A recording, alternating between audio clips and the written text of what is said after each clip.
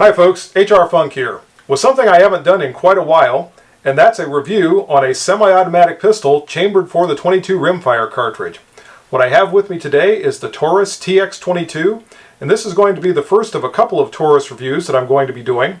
The next one will be coming up in the near future, and that's going to be a review on a Taurus G2C. But first up is going to be the TX22, and I have to say at the beginning of this review, my past experience with Taurus firearms has been checkered at best. However, I keep hearing that Taurus has improved their product line in recent years, so I'm going to be looking at these two pistols in the upcoming reviews to see whether or not I think they really have. The TX22, I think, is generally intended as a training firearm for anyone using a full-size polymer frame striker-fired pistol.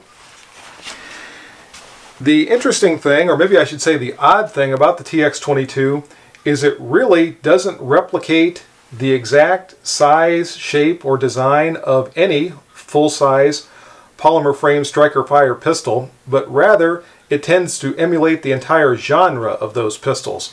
So I guess in that respect, if you're looking for a .22 caliber training pistol to complement whatever your full-size firearm is, the TX22 might be something you want to look at, even if it doesn't exactly look like the firearm that you're using. And here is the close-up look at the TX22. Starting from the top and working our way down, the TX22 has a 3-dot sighting system, and the rear sight is adjustable for both elevation and windage. The slide, which is machined from 7075 aluminum, has front and rear cocking serrations. The pistol, as I said, is striker fired, and it has a manual thumb safety. And one thing that I notice about the thumb safety is it's a little stiff to engage, and oddly, it's a little mushy to disengage. Now this is something that might improve with use. I'm not sure how much this pistol has been fired or used, but that is one thing that I notice about the safety. The pistol does not have an ambidextrous slide stop. That is only located on the left side of the pistol. The frame, however, is interesting because it has a groove on both sides that is just right for your thumb in a thumbs forward grip, or for your trigger finger to rest in when you're not firing the pistol. So I do kind of like those grooves in the frame for those purposes. The magazine release is changeable. You can move it from the left side to the right side.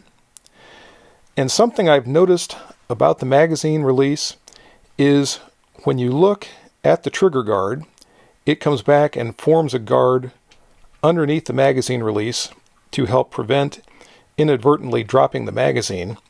However, I notice when I go to depress that when I really want to release the magazine, that guard gets in the way a little bit. I wouldn't mind seeing that recontoured slightly, or maybe the magazine release itself raised slightly, just to make it a little bit easier to drop the magazine. The trigger on the TX22 is interesting, and you'll note that it does not have the drop safety blade that we see in a lot of pistols these days. Rather, what you see here is actually a trigger shoe.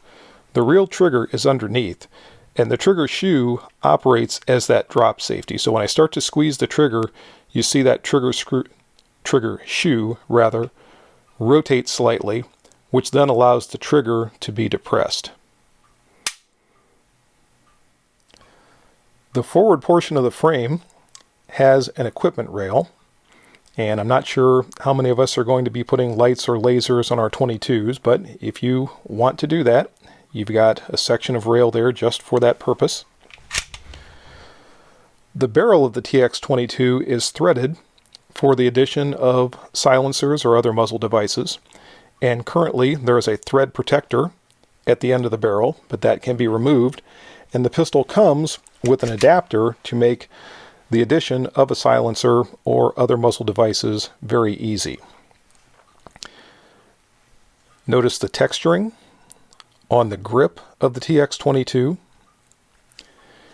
This feels good in the hand. It's not as aggressive as some of the other texturing we see on various pistols, but this is also chambered for the 22 rimfire, so we're not going to be dealing with a tremendous amount of recoil when we start to shoot this pistol. The grip contour is also interesting. It feels good in the hand. It actually feels a little large, oddly enough, and that coming from me when I normally use the largest grip insert that I can get for whatever pistols that I'm using. But it just feels a little big to me, and I think part of that might be because of another feature that I'm going to talk about in just a couple of minutes. Coming back to the trigger of the TX22, the trigger pull is interesting. It's a little different than a lot of the pistols that I use, and it reminds me very much of the FN Model 509 that I had a couple of years ago, in that the trigger actually breaks farther forward. Notice how much distance there is between the trigger and the frame back here. And I'm sure that's something that a shooter can get used to with practice, but it's just something I notice as being different. And a lot of people really like this trigger, but that's one thing I don't care for. Now, in terms of trigger pull weight, the trigger feels pretty good, and I'll break out my trigger pull scale in just a minute here, and we'll find out exactly where that trigger is breaking.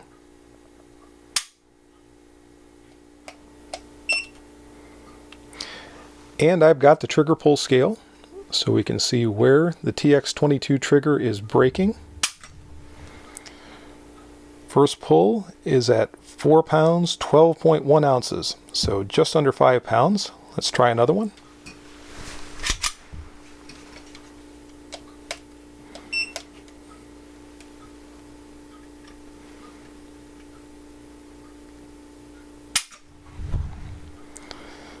Second pull was slightly lighter, 4 pounds, 9.7 ounces.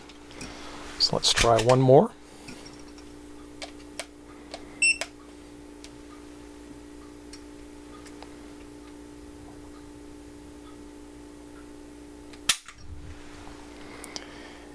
And right between the last two, 4 pounds, 10.3 ounces. So the trigger is breaking between 4.5 and 5 pounds. So as far as the pull weight is concerned, that's not bad at all. As I said though, I just don't really care for where it breaks. The TX22 has an overall length of just over 7 inches with a barrel length of 4.1 inches. It has a height of 5.44 inches and a thickness of 1.25 inches at its widest point. The weight of the TX22 comes in at just over 17 ounces, so it is a very light pistol. And something else I notice, since it's chambered for the 22 rimfire cartridge, is the recoil spring is fairly light, so that makes it easy to cycle around into the chamber, especially if you have limited hand strength or if you're training someone who has limited hand strength. I think the most talked about feature of the TX22 is its polymer 16-round magazine. Most 22 semi-auto pistols have a magazine capacity of 10 rounds, whereas the TX22 makes use of not quite a double column magazine, but you can see that the rounds, particularly at the rim, are somewhat staggered, which allows 16 rounds to be loaded into the magazine. The magazines do have a stud on the side that you can pull down with your thumbs to make loading a little bit easier. And I think because of the capacity of the magazine, that's why I noticed this grip does seem to be just a little on the chunky side. It doesn't feel bad, it just feels a little large and a little bit long in terms of the trigger reach, and that might be another thing that plays into the feel of that trigger, which again to me feels like it breaks so far forward. The TX22 has been noted for its cyclic reliability, and I'll be interested to see when we get to the range if this pistol proves to be as reliable as the others I've seen reviewed. I'm going to be taking several different types of ammunition with me when I go out to shoot it, and we'll also check the accuracy while we're there. So that's it for the up-close look at the TX22. Now let's take it out to the range and see how it shoots.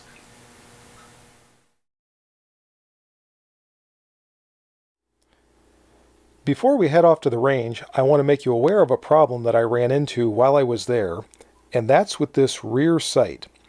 Now, as I mentioned earlier in the review, the rear sight is adjustable for both elevation and windage, and those adjustments are made with these two screws on the side of the sight body. The rear screw adjusts elevation, and turning it clockwise raises your point of impact on the target, and turning it counterclockwise lowers the point of impact on the target. The front screw adjusts windage, and turning it clockwise moves the bullet's point of impact to the right on the target, and turning it counterclockwise moves the bullet's point of impact to the left on the target. While I was at the range, and you'll see this very shortly in the video, the pistol's point of impact was very far low and to the left with virtually every type of ammunition that I tried with it. And when I attempted to adjust the sight, I was not able to turn these two screws. And you'll see that in the video coming up, where even though I attempted to make those adjustments for windage and elevation, I was not able to turn them, and the groups continued to be low and to the left on the target. Now back here at the shop, I have been able to get these loosened up, and they are turning now. But if you get a TX22, and that windage screw is still very tight, but if you get a TX22, I would suggest you check those two screws before you go to the range to shoot it the first time, and make sure you can turn them, and make sure you have a screwdriver small enough to fit those slots, because they are very small, so that if you need to make an adjustment to your rear sight, you are able to do that while you're there. And as you can see, I've arrived out at the range with the TX22 to do some shooting.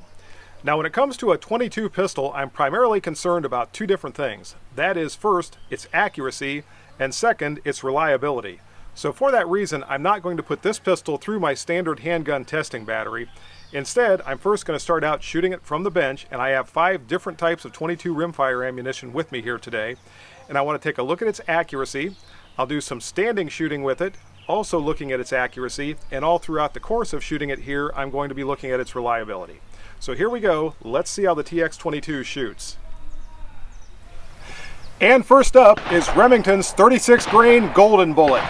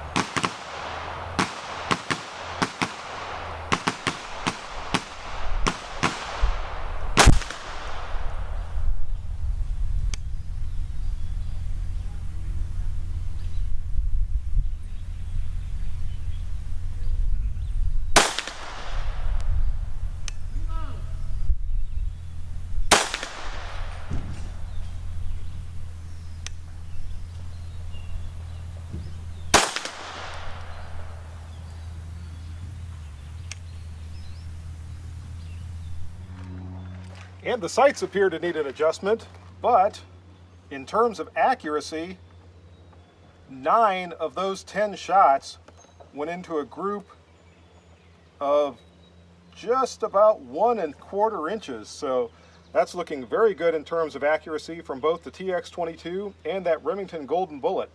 I'll give the sights a little bit of an adjustment before I try the next group. And here's the first odd problem I've run into with the TX22. In trying to adjust this rear sight, it is extremely difficult to turn these screws.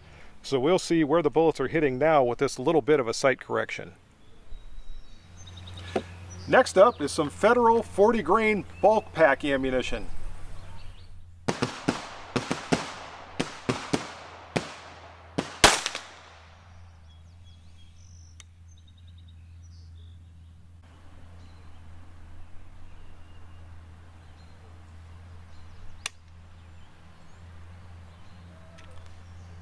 And there was a misfire. That may well have been just a bad round of ammunition. And I have a spider walking on the back of the pistol. So I'm going to clear out that cartridge. And I have a little bit of a mystery. I have a cartridge case with no bullet. So now I'm going to go ahead and check the pistol and make sure. So apparently we had a failure to cycle on that. There was an empty casing still inside the chamber. So I think what happened was a failure to completely cycle the slide, and that could be an issue with this Federal ammunition. I'll try to figure out the rest of the magazine and see what happens.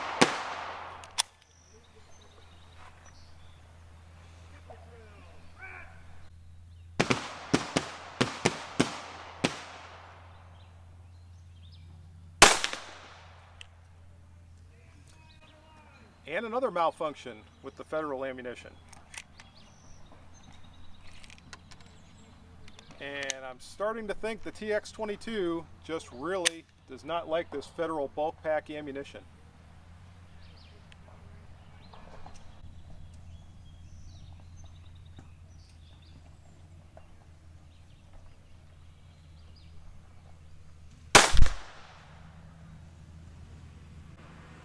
It appeared to cycle that time.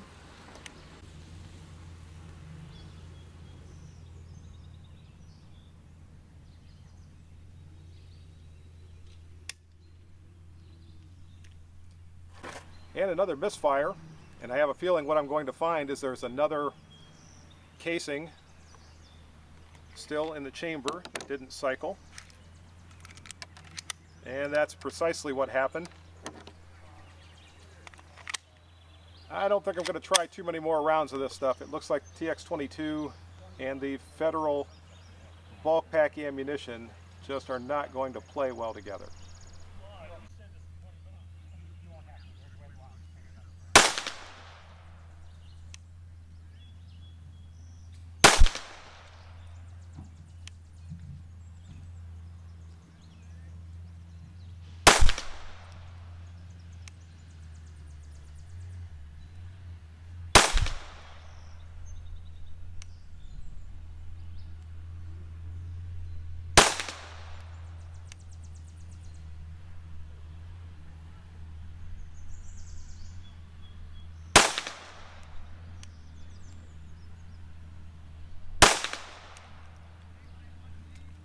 Okay, well, it did manage to fire out the rest of the magazine after that last hiccup. Let's go take a look at the target and see what the accuracy looks like.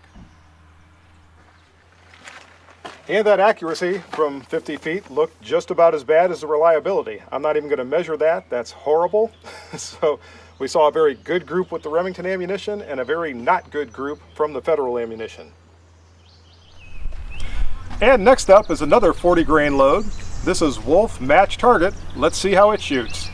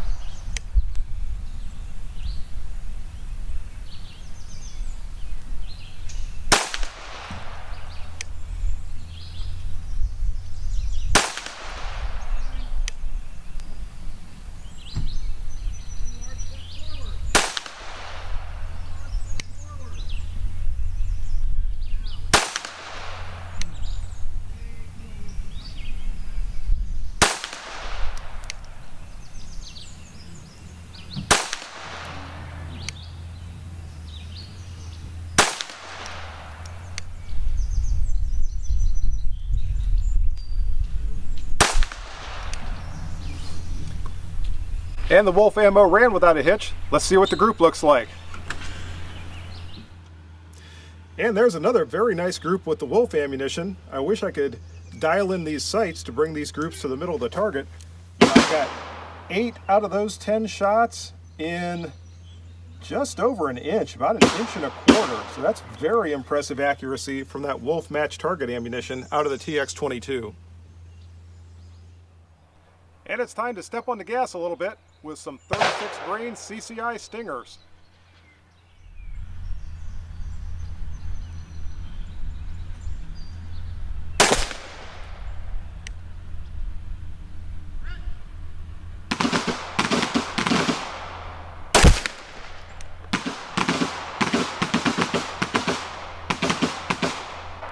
And there was a malfunction with the Stingers.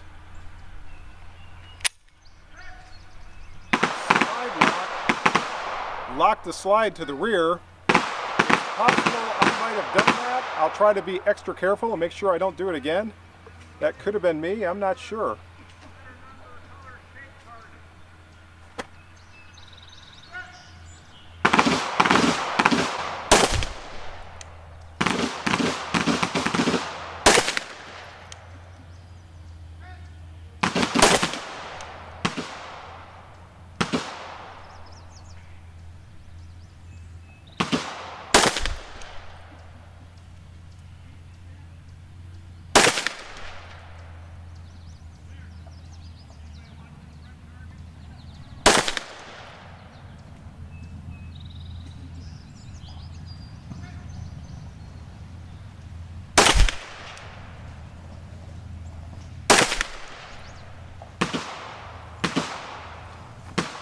Okay, I'm going to have to watch the video back, see if I possibly actuated the slide stop and caused that slide to lock back, or if that was some kind of a strange malfunction from the TX22 with that Stinger ammunition. But let's go take a look at the target.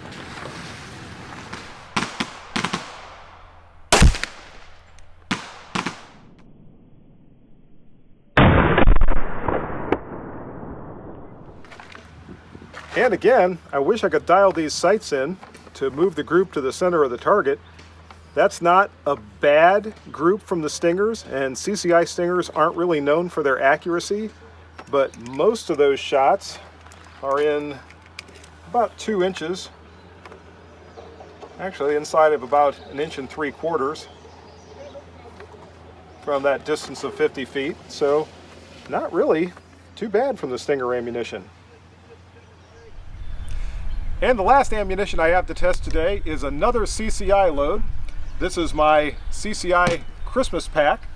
This is also 40 grain round nose ammunition at an advertised velocity of 1,235 feet per second. Let's see how they shoot.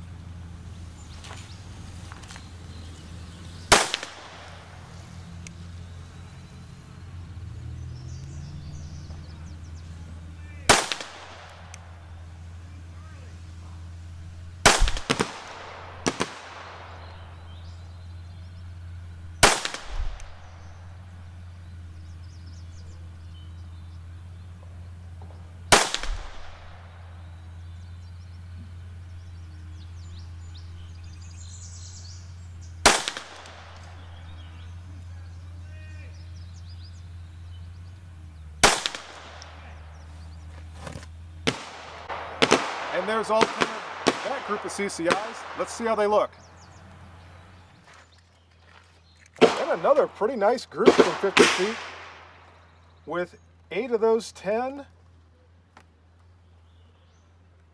coming in right at 1 inch, and all 10 of them about 1 3/4 inches. So nice group out of that Christmas pack ammunition.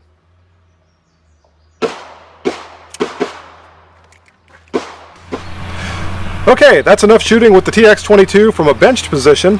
Now let's see how it does from a distance of 20 feet, just shooting it from a two-hand standing position. And first up again is the Remington Golden Bullet.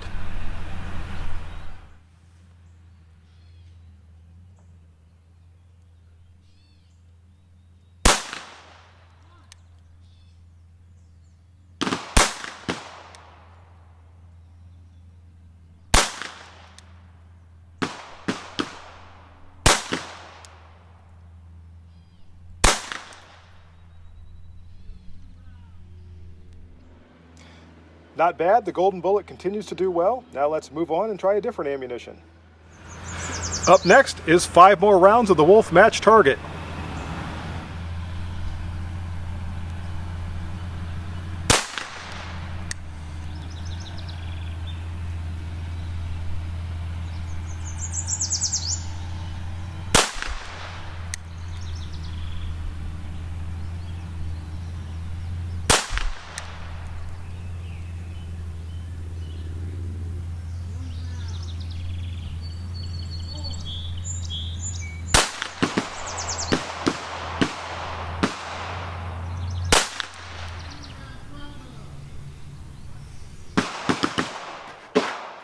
And another very nice group with that Wolf Match Target ammunition. And let's try 5 more stingers from 20 feet.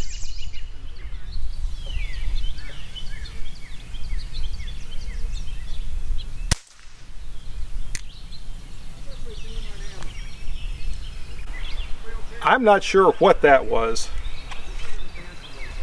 It was a very, very muted report and almost no recoil. The bullet's no longer in the casing.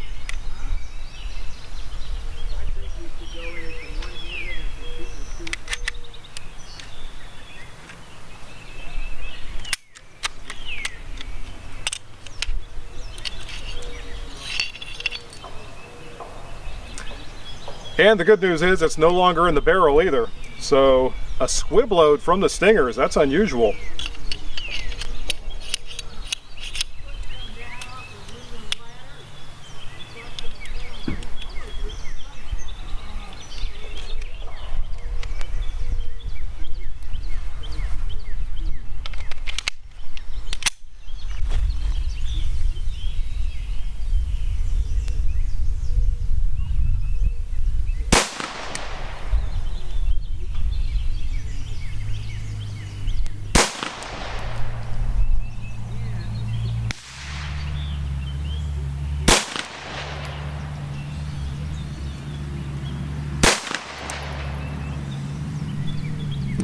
And the other 4 shot well enough, and I can feel a definite difference in the recoil and the report from those stingers, but that very first shot had a problem. And those 4 shots from the stinger are well under an inch from that distance of 20 feet. So again, the accuracy continues to look good out of the TX22. The reliability has not been as stellar as it's been reported in some of the written reports I've seen with this particular pistol, but the accuracy does tend to be pretty impressive with most of the ammunition that I have here today. And what the heck, let's give the Christmas ammo one more try.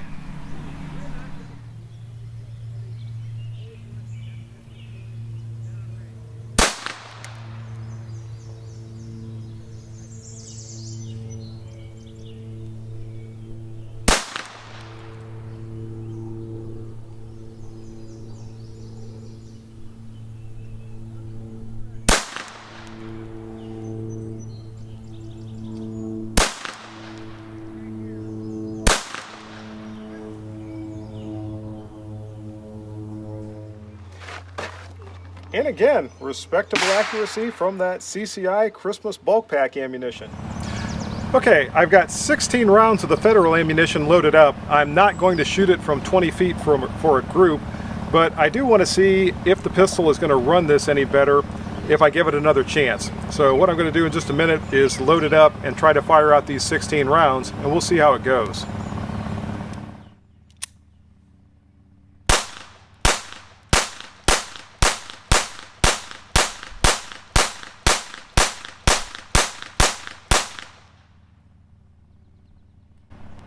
And that time through, it ran 16 of those with no problem whatsoever.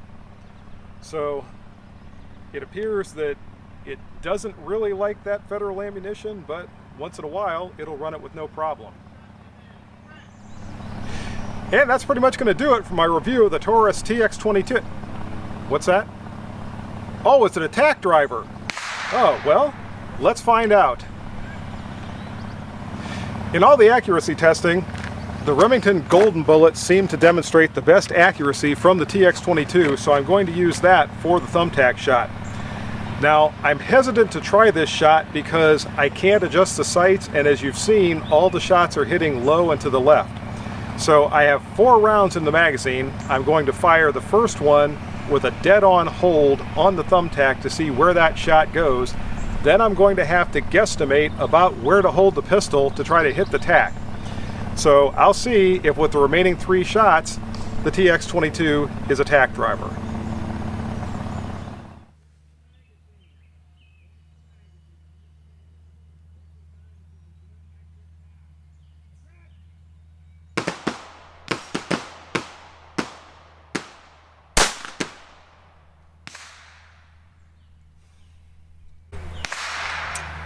Okay, looks like almost an inch low and about a 1/4 of an inch, maybe 3/8 of an inch to the left. So I'm going to try to compensate with my hold, and I'll see if I can drive that tack.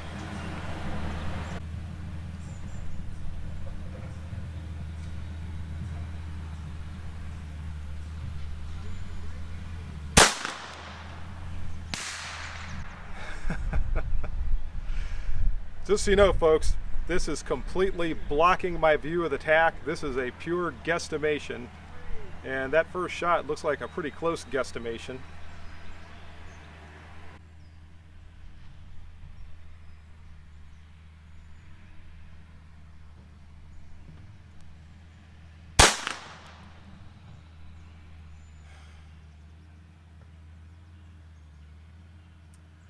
One more shot to try to do it.